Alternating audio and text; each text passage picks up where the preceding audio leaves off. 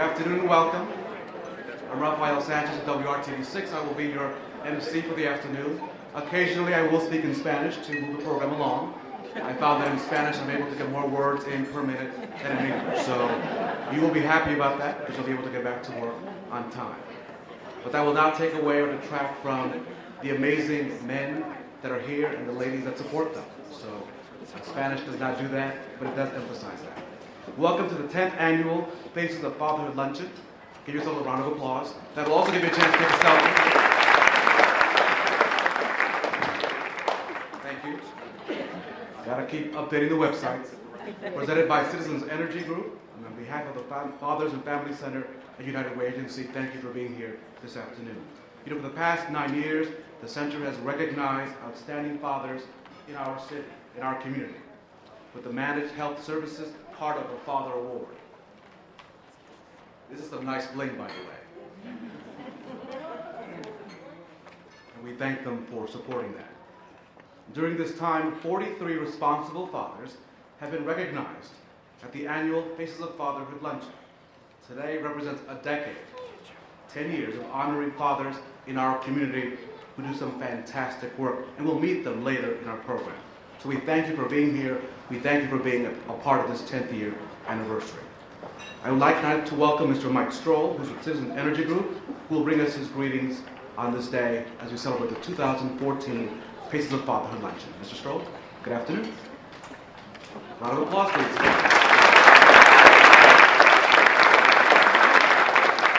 Good afternoon, everyone. On behalf of the Board of Trustees, Board of Directors, and all the employees of Citizens, I want to welcome you here today and say thanks for being here to support this great organization and this great luncheon. We've sponsored this for a number of years now, and we're so proud to do so because this is one of, in my mind, the most inspiring events that we attend each and every year to recognize fathers who are making a difference. And it's particularly important to me. I'm a former recipient of the Heart of Father Award, which I'm very proud about. I have the bling on my credenza at work. But most importantly, it's important to me because of what the role of the father means. It's my belief that over the last several decades, the role of the father has been diminished societally in the United States. And the impact of that is absolutely devastating. And it's devastating because it's the role of the father that teaches young men how to become men of character and honor and integrity. And it's the role of the father that teaches young women how to be loved and respected and how to be treated with character and honor. And we've got to reclaim that. And the men that we're going to honor today, they're doing just that. And you know, it's hard. It's hard work. It's not easy to do. But we have a script for doing it. Whether you're a person of faith or not, the fruits of the Spirit, as the Bible lays them out, are love, joy, peace, patience, kindness, goodness, gentleness, faithfulness, and self-control. If we practice those things every day as men, we can do what we intend to do, which is to raise young men of character, honor, and integrity, and to raise young women who know how to be treated by men. And that has devastating generational impact as well on the upside. And we do affect generations. It's not just the role we serve today, it's the role we serve for our kids, and their kids down the road. So again, your attendance here today is so important on so many levels. We thank you, we welcome you, and we say congratulations to the award winners. Thank you.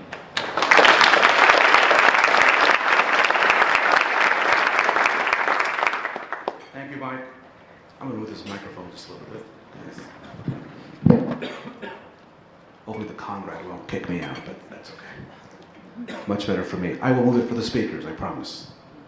Now I'd like to welcome a friend of mine who does excellent work, Mr. Kiptu. The center has been guided by his effective leadership as the board of directors. He's the chair of the board of the center, and he'll bring greetings from his volunteer leadership. Kiptu, everyone.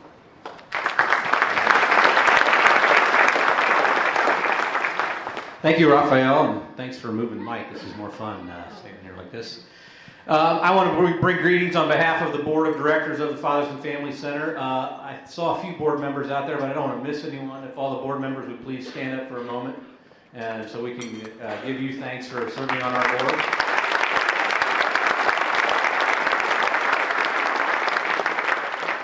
I've had the pleasure and the blessing of serving as the board chair for this organization, I think now for 5 years.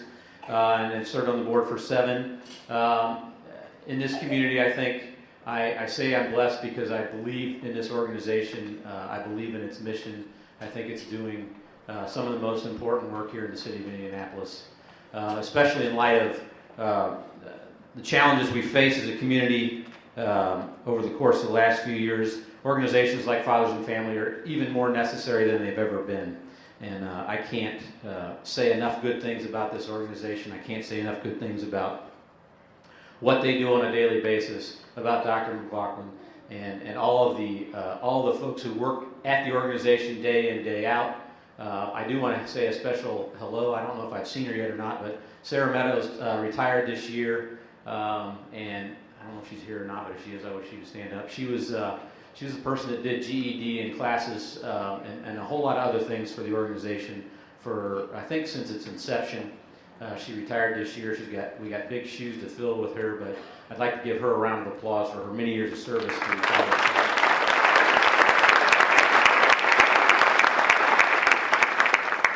And all the staff, thank you very much again for all that you do.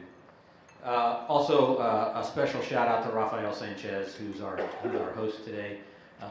Rafael and I spend some time together every week on Channel 6 debating the issues of the day. I've gotten to know him. He doesn't debate. He's kind of like tries to keep me and Abdul from fisticuffs, I guess. So it is what it is. But I've come to get to know Rafael, and I've got to tell you, he's one of the finest reporters here in the city, one of the finest men I know in the city of Indianapolis, and I think Channel 6 should feel very lucky to have him working at their station. He cares about his community. He cares about the stories he reports. I don't know if you saw this week, but he won an Emmy for his reporting. On the Richmond Hill thing, and I just want to add a point about this. It was an incredible tragedy, Richmond Hill. He got the Emmy for his reporting, but what he did with that Emmy is something I've never seen a reporter do. He went down to that neighborhood. He shared the award with the people who were devastated by the story, who were impacted by the story, and I just think that was a phenomenal thing for you to have done, Rafael. Also, I'd like to very much recognize the Chief of Police who's here today with us. Mr. Height, thank you very much for coming. The Public Safety Director, Troy Riggs, is here. Appreciate your attendance very, very much. And I've already recognized our fellow board members. I think I now need to recognize, get to the right page, our luncheon sponsors. Thank you very much to Citizens Energy Group. We deeply appreciate your many years of help to our organization. We deeply appreciate it. Managed Health Services has stepped up to the plate for many years as well. We appreciate you guys and what you do for us as well. Ivy Tech Community College, not only are they a platinum sponsor, but they help us with moving the folks that come through our program into Ivy Tech to try to further their education. We appreciate that partnership. Dr. Michael and Donna Venturini, thank you very much. Gold sponsors, the NCAA, Simon Properties, and then our silver sponsors Eskenazi Health, Lilly Endowment, and WellPoint. Thanks to all of you, and thanks to each of the table sponsors as well. We couldn't raise the money we do without you. We appreciate you coming today. I know that you're going to enjoy the program, and I've probably already talked too long because I'm getting the shiv from John. So, Rafael, take it away. Thank you, Rick. If we could take a moment of silence so that we can begin our meal. And in your own way, at your own table, in your own space, take that time of silence.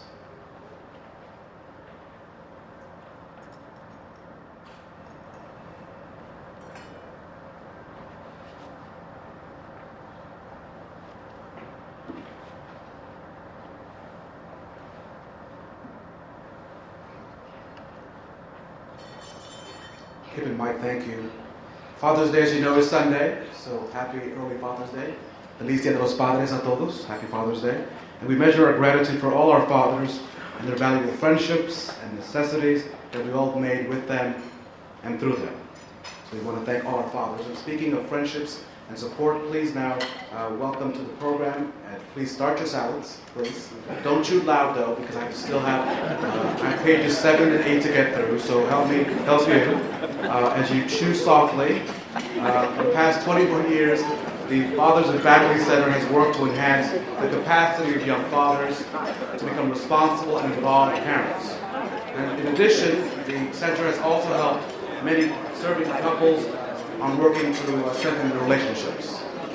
And since 1993, the center has assisted over 10,000 young men and women, that's right, 10,000 young men and women from obtaining employment to receiving their GED. That's some good salad I hear. I know you're thinking, man, that Raphael, he keeps talking, I'm just going to keep talking louder and enjoy my salad. There's nothing like a good asparagus. I mean, at the Conrad, you only get the best. Our goal this afternoon as you continue eating those delicious salads is, of course, to raise some money. So I hope that while you're eating, you're thinking about, ooh, this green salad reminds me of green dollars. So we hope that you're thinking of green dollars and green salad at the same time. We hope to raise $5,000. Cinco mil. Easy money for all of you in this room, $5,000. And to help us talk about that, please welcome to our table, to this dais, Mr. Roderick Reed. He's the Director of Annual Giving and Special Projects for the Center. And he's going to pause eating his salad to bring you some brief words. How's your salad, sir? Is it good? I mean, that salad at the Conrad is delicious.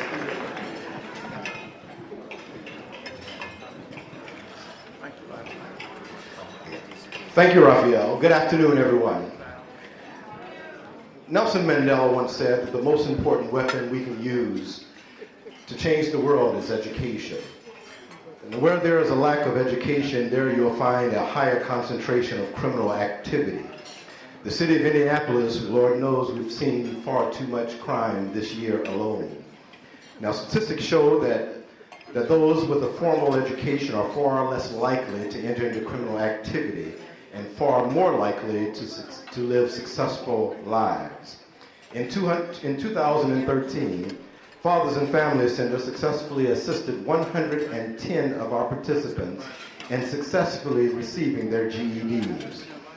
Now that's a 73% success rate, almost 10% higher than the state. But we didn't do this. We didn't do this by ourselves. We walked them through the journey of education, but it was you, they opened the doors.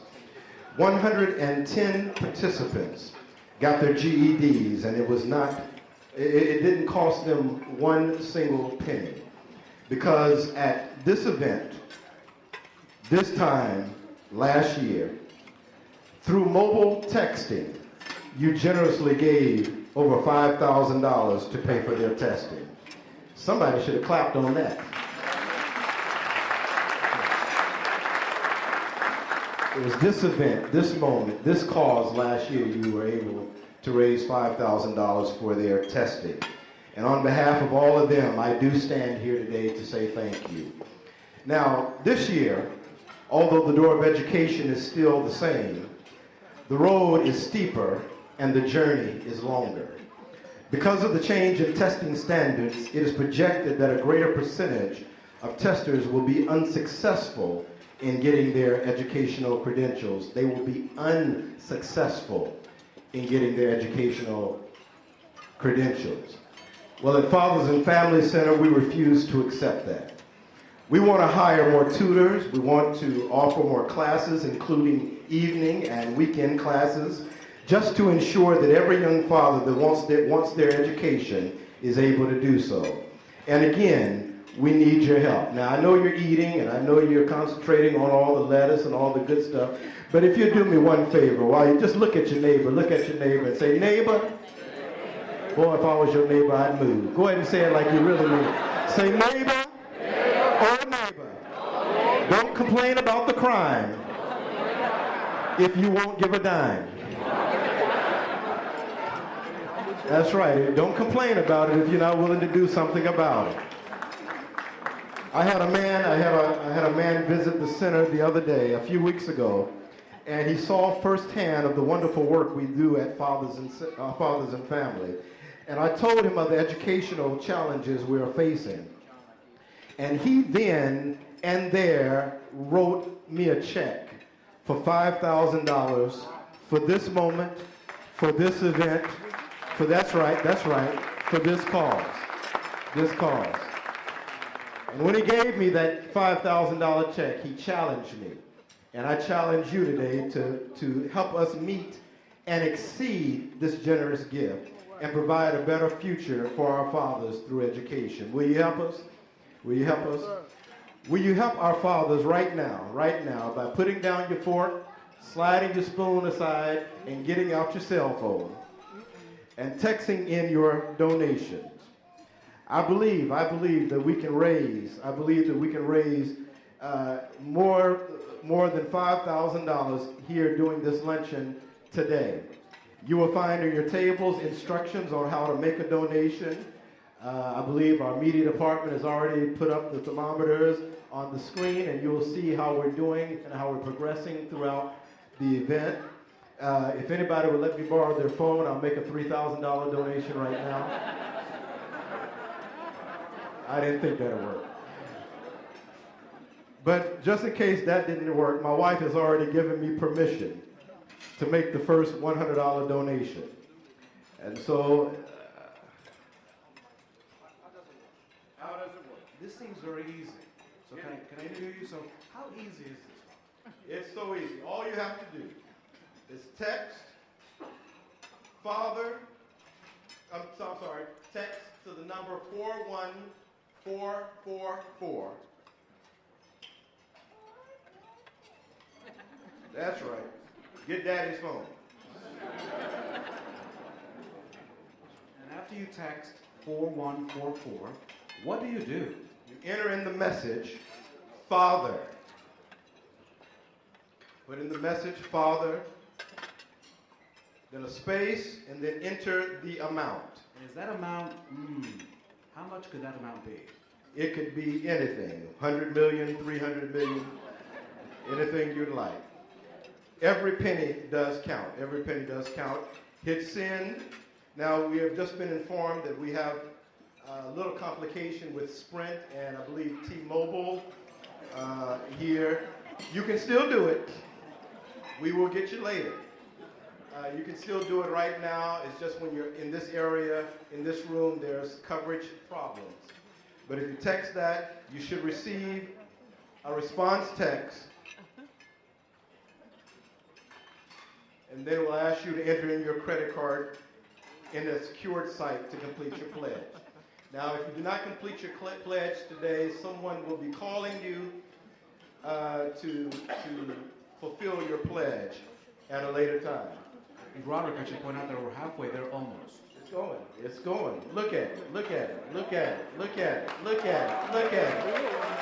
We're getting ready to make a difference in the lives of all these young fathers. I thank you in advance. Let's make it happen. Thank you, Roderick.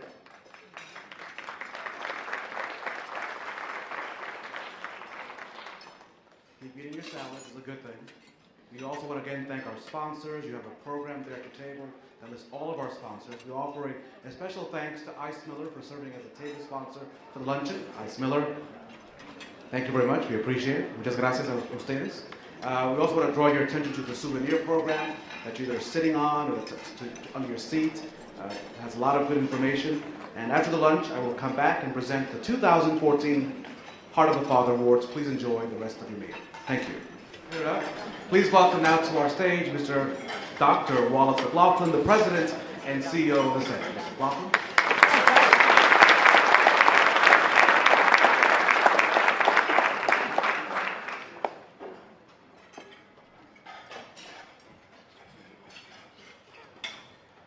Good afternoon.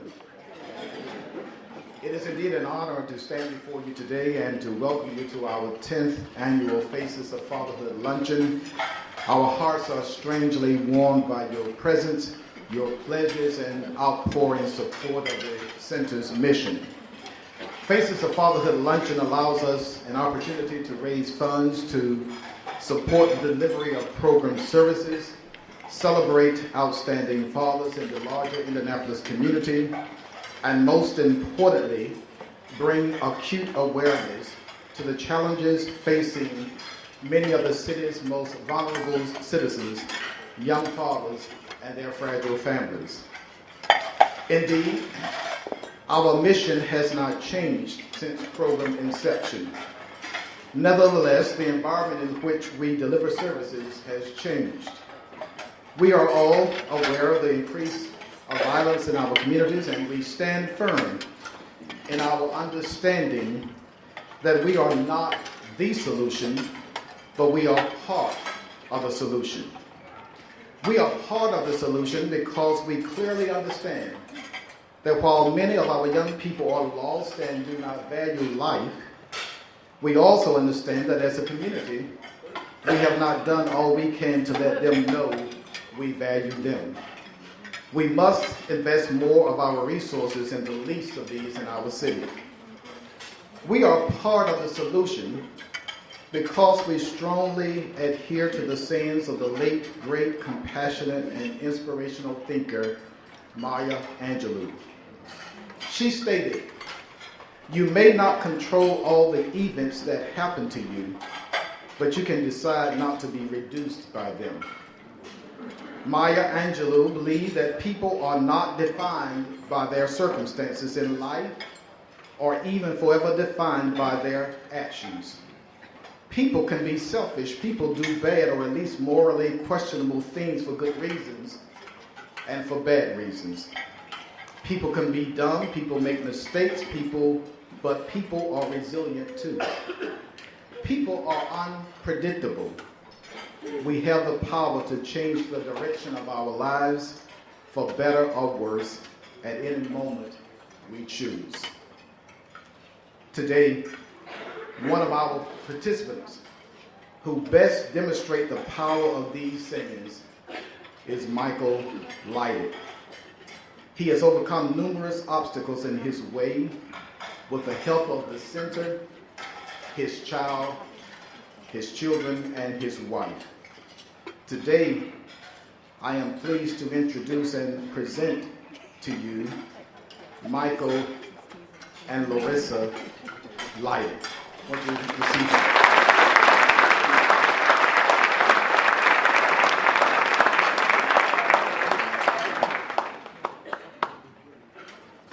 Good afternoon.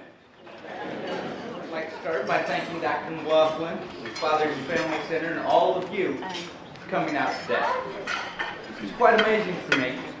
Never thought I'd be sharing my story with so many people. My past, my present, my prospective future. I was raised on the southwest side of Indianapolis, attended Decatur Township schools. I have two older sisters who both moved out on their own before I was 12. I did very well all through elementary school and was even considered for the gifted and talent classes in 5th grade. By the time I hit middle school, I was hanging out with all the wrong kids, smoking cigarettes to be cool, led to smoking marijuana recreationally. By the time I was a freshman, I was dealing with marijuana. Both my parents working full-time, family didn't really interact much. I was a typical teenager, wanted to hang out with my friends and not hang out with my parents. So a lot went unnoticed. Around age 16, my friends and I started experimenting with more serious drugs, LSD, ecstasy, cocaine, name a few. I started dealing cocaine as a way to support my own habit, and because, well, it's a common thought that if I'm not selling you drugs, somebody else is, and I want that money. Everything was going great. I was convinced I would be the next Tony Montana. Never realizing until much later in life that drug dealers' stories always end one of two ways. They're either dead or they're in jail. My new life as a street pharmacist ended in the latter. I was selling cocaine to a couple who was then in turn selling to an undercover cop. August 23rd, 1998, 6 months after my 18th birthday, got my parents' house raided by Drug Task Force team. Assault weapons and ski masks and all. My parents came home to find me handcuffed on the front porch while police tossed their house trying to find more evidence.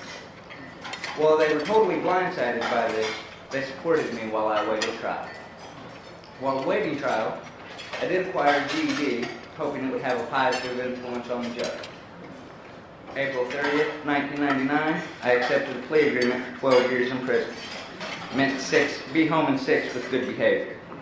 I was shuffled around a lot in those 12 years. I I was first sent to a private-run prison in Oklahoma who had a contract with Indiana Department of Corrections. From there, I was shipped to Kentucky, still hours away from my family. Still the same private system, just a different facility. Finally, I went to Madison, Indiana, a level 1 facility, where I got in a little bit of trouble, got shipped to Branchville. While all of these places were fairly easy to do time, none of them offered very much in the way of educational courses. When I finally made it to Branchville, I was able to enroll in Oakland City University. It took me 5 semesters, but I acquired an associate's degree in welding technology, thinking it can only help me succeed. However, that wasn't exactly the case. I had several employers tell me that my degree made me overqualified for any entry-level welding position.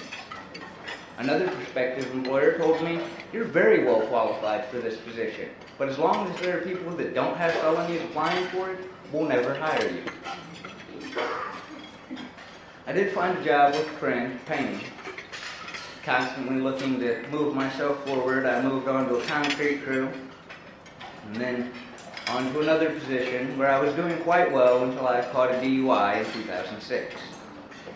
Since my job entailed driving from job site to job site, I couldn't exactly drive anymore. In the course of all these job changes, I became reacquainted with a girl I knew from high school, and we began a relationship. Moved in together, me, her, and her 3 sons. Shortly after we moved in together, she became pregnant, giving birth to my beautiful daughter, Gabrielle, May the 4th, 2007. She was 8 weeks early. By the time I got her pregnant, I was fully employed and ready to start a family. So I thought. When my daughter was born, placed straight in the NICU with a feeding tube up her nose, I was unemployed, uninspired, and in a dark place. I had done everything a man is supposed to do to be rehabilitated, but had somehow fallen short. I was pounding the concrete trying to find a job, any job, only to be told time and time again I was too qualified or they could not hire me because of my past.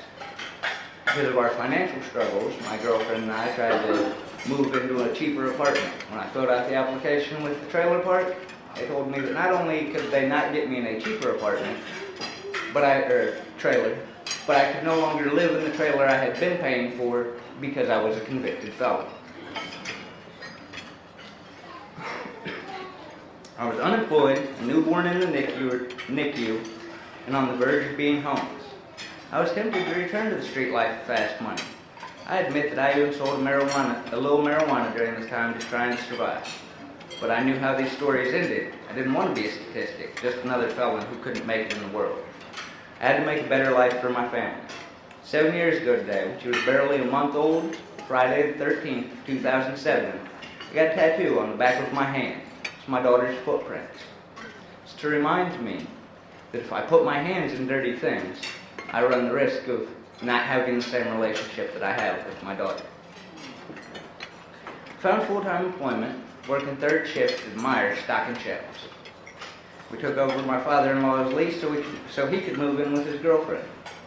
I married Gabrielle's mother October 25th, 2008. Things seemed to be moving forward, going great. However, meeting the demands of taking care of my new wife and our 4 children meant I was only sleeping 4 or 5 hours a night. Meyer terminated me for sleeping on the job. I'd done well to persevere till now, yet here I was, on the verge of being homeless again, because I couldn't pay my rent. In June of 2009, my parents opened their home to me and my family, put our belongings in a storage shed, and 6 of us moved in. By July, my new wife had moved into a friend's house and was off partying while I continued to stay at my parents' house, caring for all 4 children. While attempting to raise the children, I couldn't seek employment because both my parents worked and my wife, the stay-at-home mom, wasn't in the home. I spent most days taking care of the kids. In mid-July, the situation began to come to a head. When I vented my frustration about the situation, my wife's solution was to come in the middle of the night and take the kids, where she had told me that she had nowhere to take them, that's why they were with me. I attempted to reason with her that waking the children and dragging them out of the house was so late wasn't necessary. At this point, she accused me of trying to keep her kids from her, told her cousin to call the police, and then proceeded to split my lip for her. When the police arrived, she claimed that I had attempted to strangle her. Luckily, due to my own injuries, bleeding from the mouth and nose, the officers gave us the option that we could both go to jail, or neither of us could. We elected neither was the best course of action. She took the kids into the night. We continued to attempt to work on our marriage, split Gabrielle's time evenly, 3 days with me, 4 days with her, continued until August of '06. She came to pick up Gabrielle and asked about the sippy cup she had had when she arrived earlier that week. I responded that I didn't know where the sippy cup was, because many of us know if you hand a cup full of juice to a child, it disappears.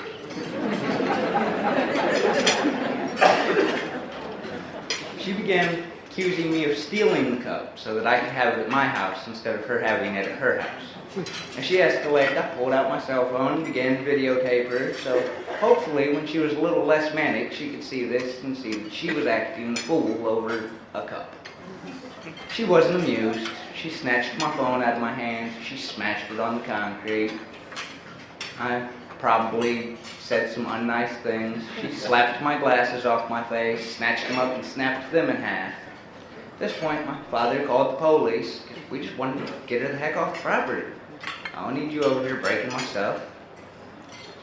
She proceeded to take the keys to the car, stick them between her knuckles, and beat me about the head, gashing me open. I had to go get 5 staples in my head.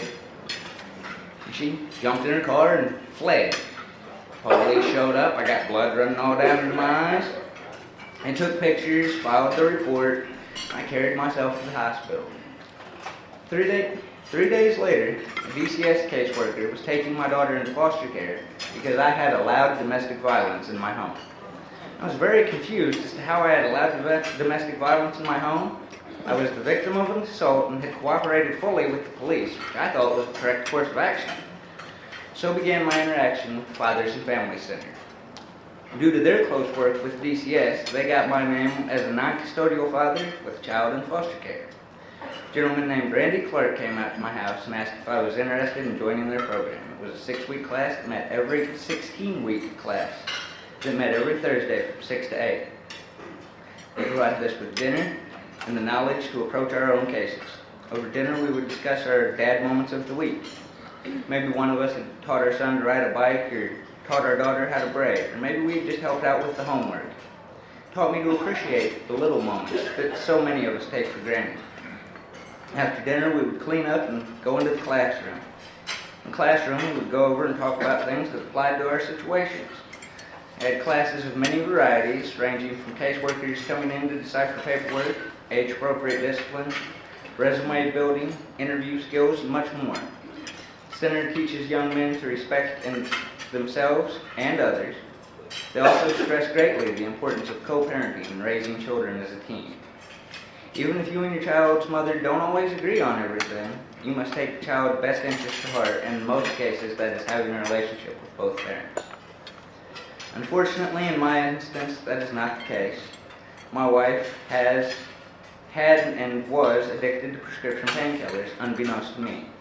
Years later, a friend finally came forward saying that they had witnessed her taking pain pills by the fistful while pregnant with Gabrielle. Assaulting me was only the beginning of her going in and out of jail, moving into a new place every couple of months, and intermittent attempts to even try and see Gabrielle. In the time that Gabrielle did see her, she unfortunately also saw a great number of things that no one should. As a result of her escalating behavior, once I secured full-time employment with a roofing company, it was suggested by my DCS caseworker that we move to reunify. April 10th, 2010, courts moved to place my daughter in my care.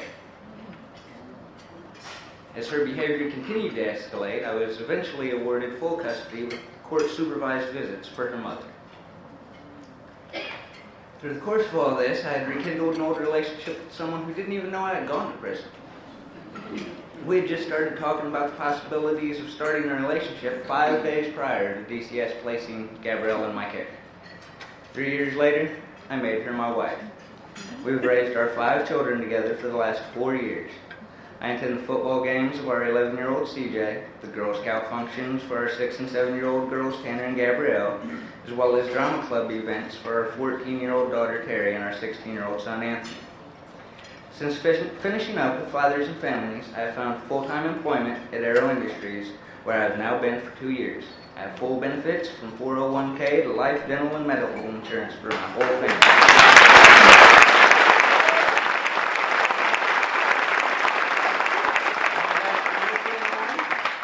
Are in talks of financing our home we have been living in for the last 18 months.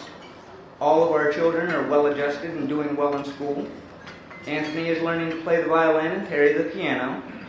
CJ plans to re-enroll in Tabernacle's youth football program where Greg Ballard and Mitch Daniels played as young men. Tanner and Gabrielle just completed their first year as Daisy Scouts together. I know I've made mistakes in my past, but my past does not define me. Fathers and Families helped me realize this. It is something that has to be overcome, but it's merely an obstacle, not an impassable object. They taught me and many other young men how to raise our children. They gave me confidence to do things that may not seem manly in order to make Gabrielle's life better. I paint fingernails, I do pigtails, I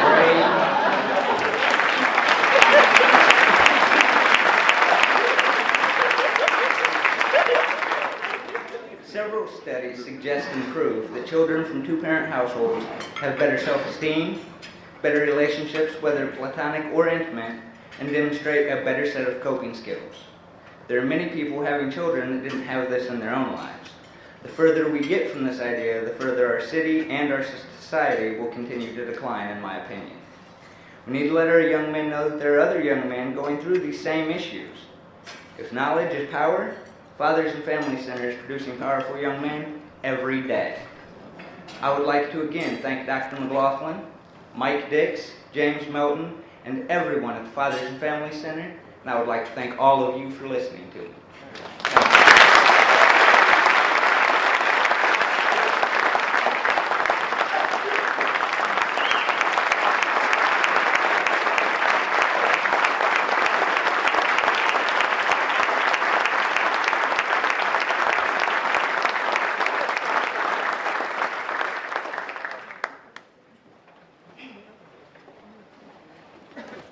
The first time that I met my daughter, Gabrielle, she was a beautiful little girl whose outfit matched her shoes, her nail polish, her accessories, everything. Her hair was well done, and I have to admit, thoroughly impressed. That's one of the many things that he attributed to fathers and families. And it might seem trivial, or what they really did when they told him to do girly stuff, as he put it, was initiate bonding between him and his daughter, and eventually him and my daughters. As my relationship with Mike progressed, certain things became painfully obvious. Behind this man who put on a confident, brave front, really there was a battered, scarred individual. Many people around him, both friends and family, treated him differently. It ranged from people treating him like he was a second-class citizen to just outright pity. He was haunted by the verbal bashings that he'd taken through his life, inhibited by the fear that his 12-year-old felony would prevent him from maintaining custody of his daughter, and the knowledge that no matter what he did would impede his life forever. And it turned out what appeared to be confidence in who he was more faith in who he could be. Mike was still in the Fathers and Families program when we started dating. He attended his meetings diligently, and often it seemed to be the highlight of his week. And when I would ask him what they did at the meetings, he'd give me vague answers like, they give dads guidance, and we talk about life, and they can help you get a job. But I knew that there was more to it than that. I saw how adamant he was with other men, especially young men, what a wonderful program it was, and how they could or should seek their assistance. And I watched him glow with pride as he talked about his work and travels with Fathers and Families. I remember when he first told me 87% of felons recommit and go back to prison within 5 years. It was another little tidbit that he picked up from Fathers and Families. And since he had recently hit that 5 mark, what was then a modest pride in his accomplishment is now something he wears as a badge of honor. Undoubtedly, Mike was transitioning through a dark time in life, and the time that he spent with Fathers and Families kept a spark of hope for a bright future alive and flourishing. And the road ahead was far from smooth. He worked jobs that involved working outside in sub-zero temperatures, in the freezing rain, verbally abusive bosses, inconsistent hours, and sometimes horrible pay. But he persevered until he started his career at Aero Industries. And before we could get married or secure the supervised visits between Gabrielle and her mother, it was 3 long years in court. Her mother was in and out of jail, on and off drugs, and a whirlwind of heartache for all of us and all of our children. And before we could get into a home buying program or buy a new vehicle, we had to pay off all of their mutual debt. So it's been a long road to get where we are. I can't count the times that I know that it was directly due to the help that Mike, I can't count the times that Mike reached out to fathers and families in our hard times. I know that it was directly due to the help and support of fathers and families that when Gabrielle was abducted by her mother, we were able to get her back as quickly as we did. It was fathers and families who told us what paperwork we needed, where it was, and helped us to get it. And the paperwork demonstrated that this was not just a simple civil matter, and we got Gabrielle back within days. He also reached out to them to share his successes, his career at Arrow, our marriage, the purchase of our home, and the successes of our children. Mike is a father who attends every school event. He paints nails, braids hair, never misses a practice, a game. He plays games with our kids, works on their projects. He flexes his work schedule every year so he can get the first day of school every year. 2 of our children are in therapy, and he's an active participant. And he offers considerable patience and guidance and compassion to my 11-year-old son, who has a very unique set of needs. He even is very involved with our nieces and nephews, and he attends their school functions and sporting goods, and for some of them, he's the only fatherly figure that they have as well. When I asked my children, "What about Dad would you like me to make sure I convey in my speech?" they responded with, "He sets goals, he reaches them, and he helps us reach ours. He accepts his faults in life, but it doesn't let him hold him down. He's modest, he's involved." My oldest daughter said, "I would tell him he's the best dad I've got." My husband is a man who took on a wife with disabilities and our 4 children, who's won a hard-fought battle for his own daughter. He's always willing to help anyone in any way that he can, and almost always does it all with a smile. He is the man that he is today in large part because of fathers and families. They gave him a foundation of confidence at a critical point in his life. And the gift that fathers and families gave my family is far beyond what words could possibly convey. It's a gift that we'll continue to give every day for the rest of our lives, a legacy that my husband can pass down to our sons. And I truly hope that each of you here today will choose to be part of this gift and this legacy by making a pledge to fathers and families so that they can continue to change lives. Thank you all for being here today and honoring all of these men. Thank you.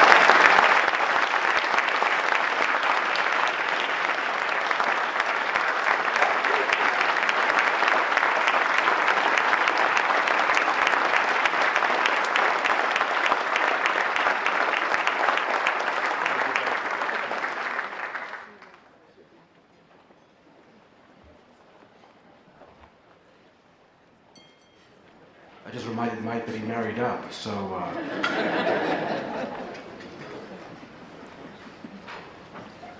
as all good husbands know. Mike, thank you. I'm not even going to ask you to look at the thermometer, because after hearing from Mike and Mrs. Leidick, I hope that you know what the right thing to do is. So the thermometers will work, and I will move on. It is now time to obviously honor some other outstanding men in our community. I'd like to ask for some help as we begin the awards process. As I was sort of walking around the table, I bumped into someone, or maybe he bumped into me because he couldn't see me since I'm so short. Please welcome to the stage Colt's great Gary Brackett.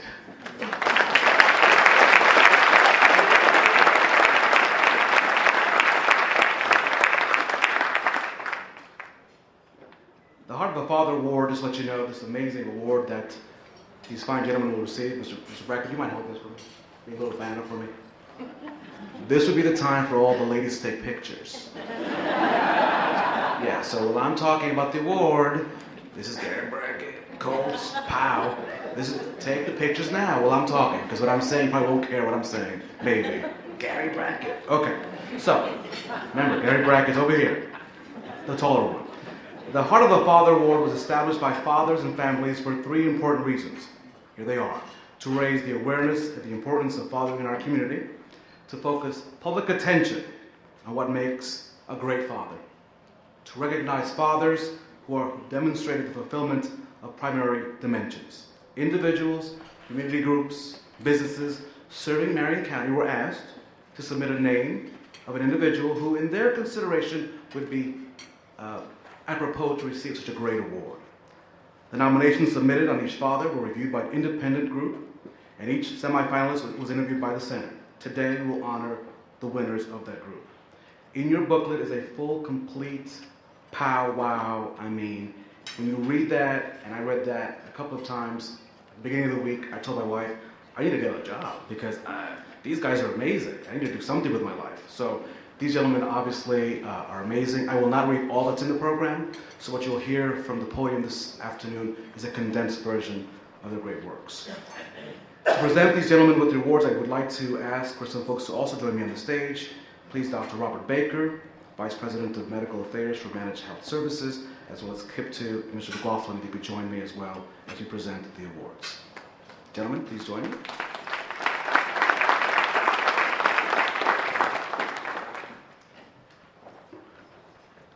And to discuss our first honoree, I yield the floor to Mr. Brackett. Thank you very much, Raphael. Well, this was last minute, but you know, when an investigative reporter asks you to get up on stage, I guess you'll abide, right? So would Darren Slack join me on stage?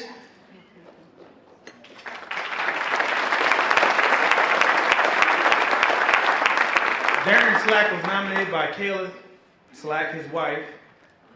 Tyson Slack, born August 1st, 2008, is blessed during this generation of selfish behaviors to have a father that loves him the way we only read about in storybooks.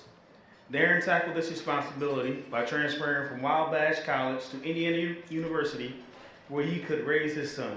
During this time, he attended Indiana University with a full course load and received his bachelor's degree in English. Darren, unlike most fathers, fought for his rights to receive joint legal and physical custody. Today, Darren spends most of his time with Tyson, watching him grow, going to his extracurricular activities, attending school conferences, and seeing that Tyson never wants or needs for anything.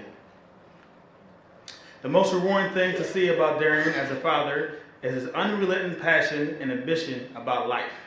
Growing up, Darren struggled with an embarrassing stutter that has persisted. After a trip to Africa, during which he had made speeches to youngsters with minimal stuttering, he quickly realized that he could make a difference in his community. While at IU, Darren founded a nonprofit called ProAct Community Partners, where he engages youth ages 12 to 18 to serve their communities weekly. His goal is to be a mentor to youth with less opportunity by working with them and exposing them to services, work at an early age so they could grow up confident and strong the way that he did. Through his service, ProAct has involved over 75 youth who have committed hundreds of hours to serving their community. We are pleased to present the 2014 Heart of the Father Award to Mr. Darren Slack.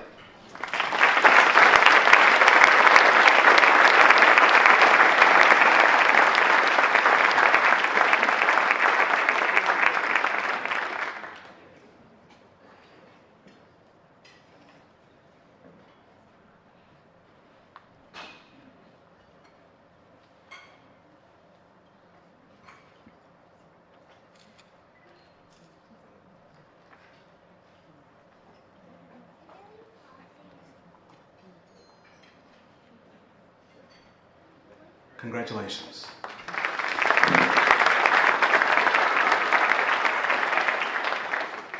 Would Tony Williamson join me on stage? Anthony Tony Price Williamson was nominated by Danita Dooley and Tara Melton, officers from the St. Orleans Center. Well, firefighter Tony is a proud father of an adult daughter and 2 adult sons, and the grandfather of 2. While Tony's children were growing up, whenever one would see Tony somewhere close by, you'd see Tony's children, at least 3 or 4 other children. It's like the Pied Piper of his neighborhood. Many people are truly at awe at the depth of love and respect and genuine appreciation Tony's children shared with their dad. Tony's involvements in their lives truly shaped them to be young men and young women that they are today. Now, Tony was instrumental in starting a mentoring program at his church called Save Our Sons, which later evolved into My Brother's Keeper and My Sister's Keeper, rites of passage, and mentoring programs. Now, both programs have been consistent and instrumental in providing a strong presence in the lives of these young men and women over the last 12 years. The St. Florian Center, named after the patron saint of firefighters, was formed by Tony and another firefighter back in 1992. And here's some amazing numbers. The center has served over 10,000 youth in all programming areas since its inception, and over 30,000 have had both direct and indirect services since 1993. The program itself was featured in Time magazine in 2010. Go get the edition. He has a genuine fathering relationship to all children in his life. We are pleased on this afternoon in Indianapolis to present the 2014 Heart of a Father Award to firefighter Tony Williamson.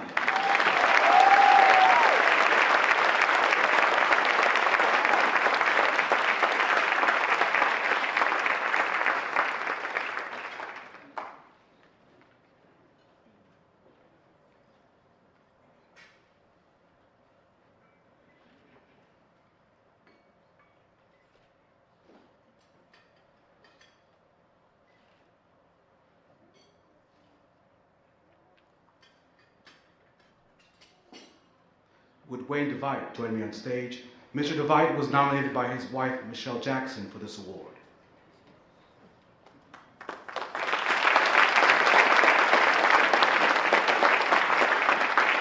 Now, Wayne is the rock upon which his family stands. He and his wife, Michelle, have 3 biological children and 3 adopted children, 2 from the Congo and 1 from Nicaragua.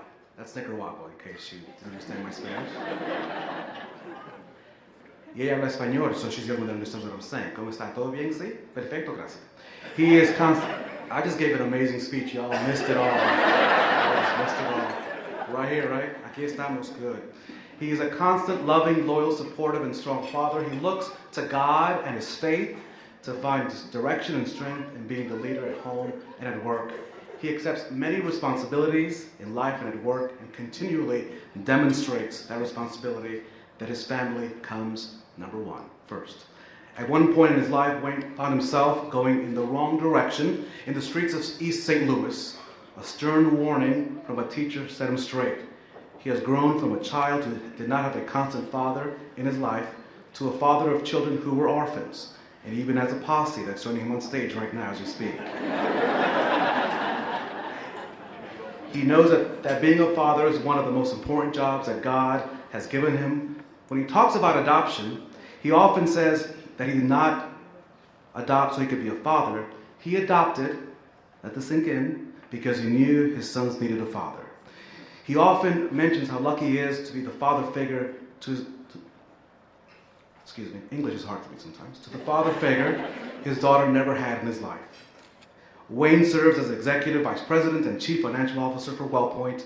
He's active in our community, currently serves as the board member of the YMCA of Greater Indianapolis and the Cancer Support Center Community Centers. He previously served as the board member of the Children's Museum of Indianapolis. And today, here in Indianapolis, we are pleased to present the 2014 Heart of the Father Award to Mr. Wayne DeVite.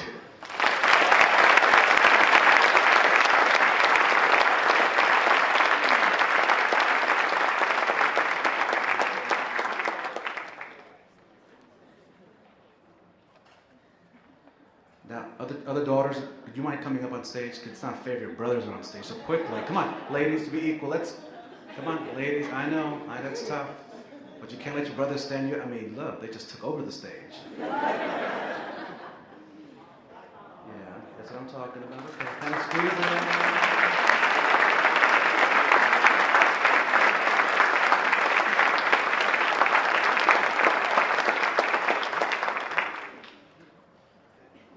That's a Facebook picture. Wayne, congratulations.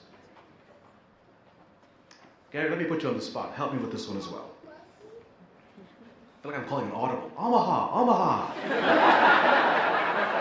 Wow, Gary Brackett. I'm on the road today, man. I'm telling Gary Brackett what to do. How about that, huh? All right, cool. Will Mark Wayne Nicholson join me on stage?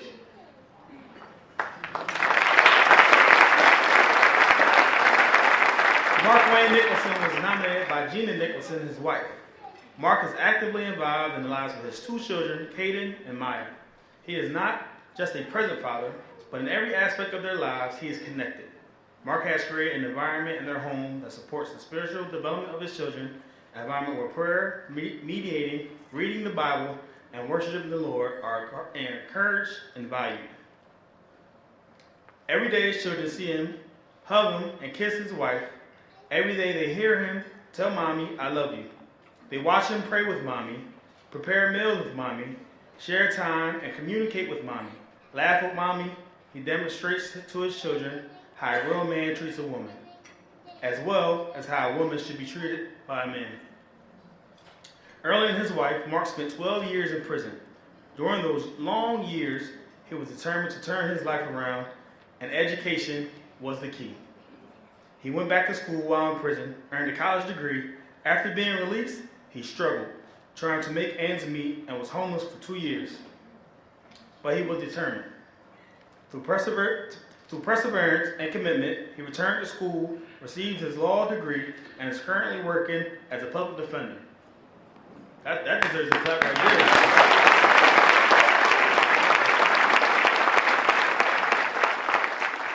Mark serves on the board of the Homeless Initiative and the Veterans Association and commits many hours to helping the less fortunate. According to Mark, I am not a success story, I am a work in progress. We are pleased to present the 2014 Heart of a Father Award to Mr. Mark Wayne Nicholson.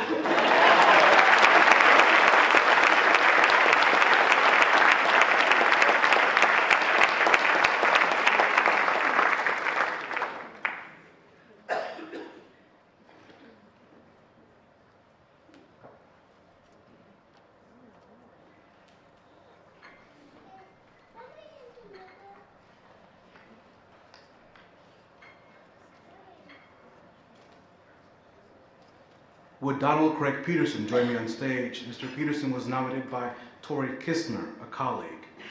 As a single man in Indiana,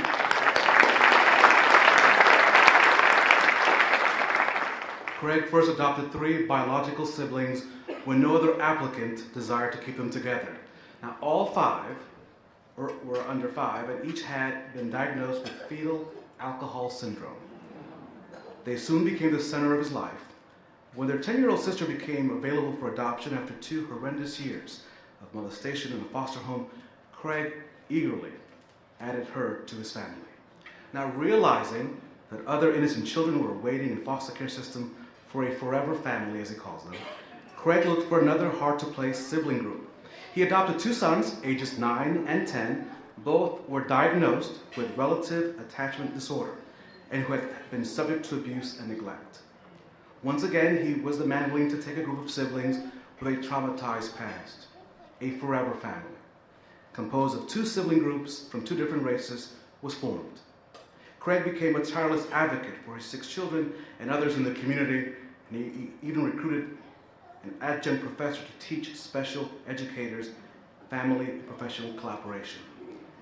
Even with his drive, faith, and his knowledge, challenges accumulated that looked like nothing could be done.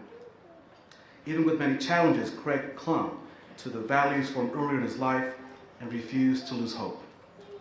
Craig serves as an expert resource for local and national boards now. He is also an active advocate as a voice for those who do not know how to deal with the system that works with special needs children.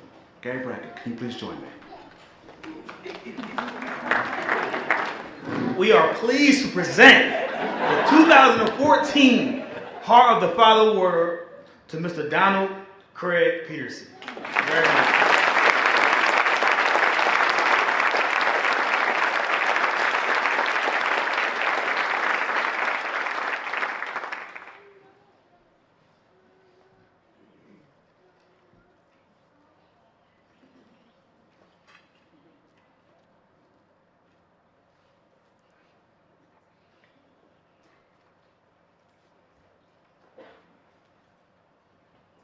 Gary Brackett, we have one more. Come on.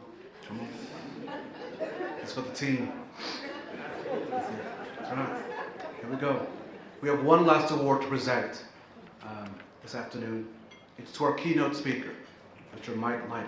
Would you please step forward and receive the Managed Health Services Heart of the Father Award for 2014.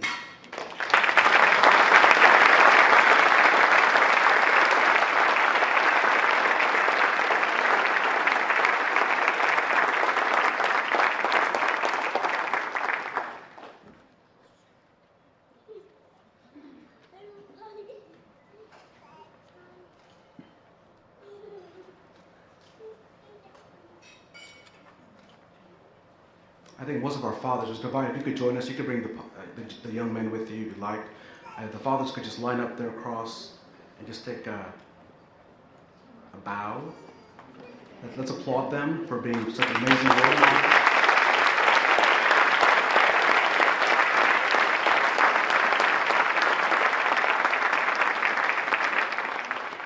This is like the Olympics, you know, of amazing dads. So you are all gold medal winners. So the paparazzi will start in a moment. What you do with your trophies, okay? You're gonna lift it up. You're gonna be like, yeah, America, USA. Just smile. One more time. One more time.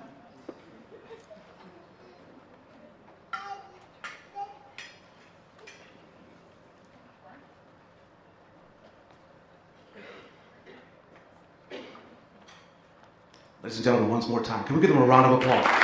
Gentlemen, thank you very much.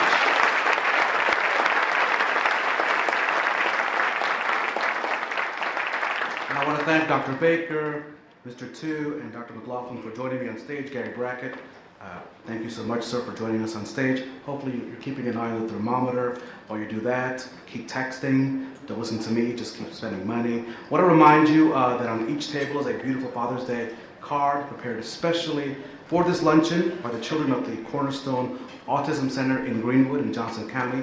Please present this card to a father at your table. Also mark your calendars. On November the 15th, the center will present its second annual Fatherhood Conversation Series Symposium at the Ivy Tech Corporate Center, so mark that on your calendar. All the finalists, different event, all the winners and honorees, come back up again after I'm done. We're going to take more pictures. Yes, more pictures. All our speakers, Mr. and Mrs. Leidick, please come up. All of our board folks, come on up so we can take pictures and get through the afternoon with that.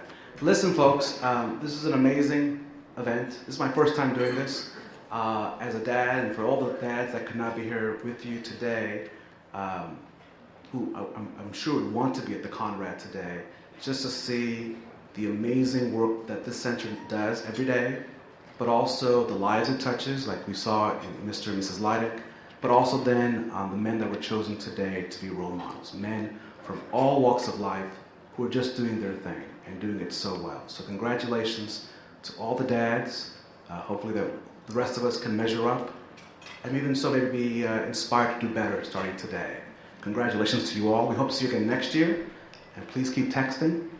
And after I say muchas gracias, which I haven't said that yet, will those folks please step up to get your pictures. Muchas gracias, buenas tardes, good afternoon. Happy Father's Day, everybody. Thank you very much. Oh, one more thing, wait.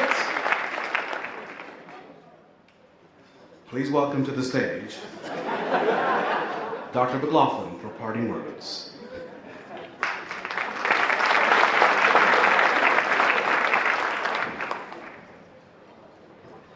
Let us give Rafael Sanchez a hand of applause for a wonderful job. And we want to present this little token to you for an appreciation for a great job. Let me just say a couple of things. We're doing well, and you can still text. We also want to say that with the amount that is already on the screen, we also had an anonymous donor here in the audience to write us a check on the spot for $5,000. So that's certainly will.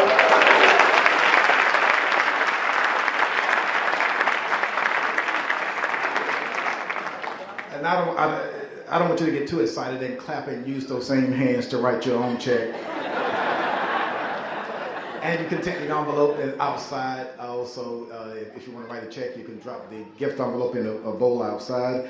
Certainly, this work will not be done without the audience work and task of our planning committee that's been chaired by John Smith and the planning committee. So let the planning committee please stand.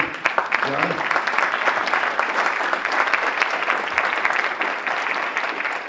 Please drop your business card in the bowl outside so that you can keep update with us and events and what we have going on. I will also want the staff to stand. We cannot do the work we do without the staff of the Fathers and Family Center. Would you please stand?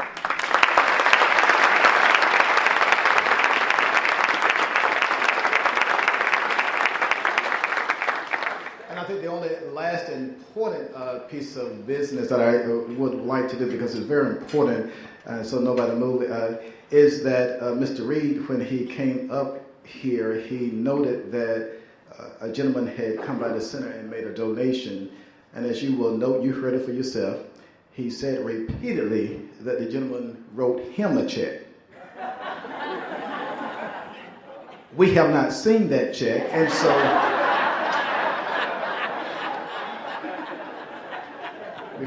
I can help you with that. Okay, yeah. Where is he? We're fine. But I'm going to have you and Chief Height and Mr. Reds to please arrest him before we leave today. Everybody else can go, and we wish you a happy Father's Day.